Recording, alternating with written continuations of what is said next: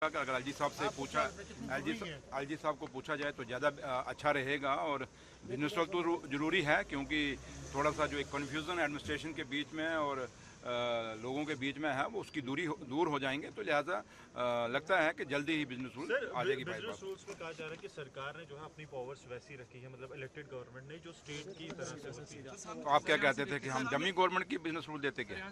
आप क्या चाहते थे? इसलिए जहाँ तक ताल्लुक है, बिजनेस रूल हमने अपने लिए नहीं रखा, ये लोगों के कामों के लिए।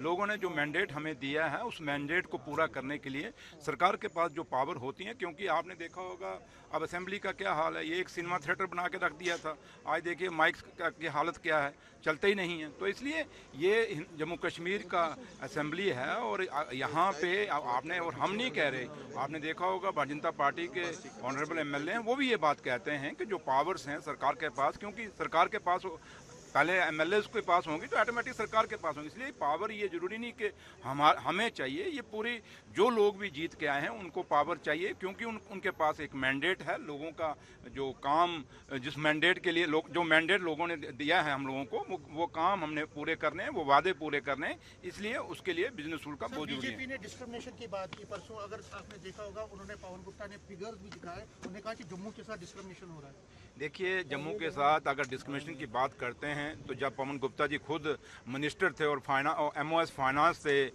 2015 में, तो उनको पूछिए, आपके दौर की लिस्टें निकाल के देखें। लेकिन जहाँ तक नेशनल कॉन्फ्रेंस का ताल्लुक है, नेशनल कॉन्फ्रेंस के कायद और लीडर जनाब फारूक अब्दुल्ला साहब और जम्मू कश्मीर के मुख्यमंत्री उमर अब्दुल्ला साहब का हमेशा एक खिता तो हमसे अलग हो गया, लेकिन जम्मू और कश्मीर जो दो खिते हैं इनको बराबर की हिस्से देना हमने हमेशा हमारी कोशिश रही और करते आए हैं। आज ये दरबार में वो देखें जो हमने किया, इन्होंने 10 साल में क्यों नहीं किया, ये तो हमें क्रेडिट जाता है ना। आज देखा होगा, आज अब लोग जब वापस जाना शुरू हुए, क्योंकि ईद है अब, तो जब वापस जाना शुरू हुए फिर आपकी सड़कें खाली होनी शुरू हो गई हैं। तो अगर ये लोग जो दरबार मूव हुआ, कश्मीर से इतनी दुनिया ना आती तो बिजनेस पे कितना फ़र्क पड़ता था। इसलिए ये सिर्फ प्रेस गैलरी को एड्रेस करने के लिए एक अच्छा शब्द है कि जम्मू के साथ डिस्क्रिमिनेशन है। बट अगर आप सही मायने में देखेंगे तो जम्मू के लोगों के साथ जब भी इंसाफ हुआ, हमेशा नेशनल कॉन्फ्रेंस के दौर में हुआ।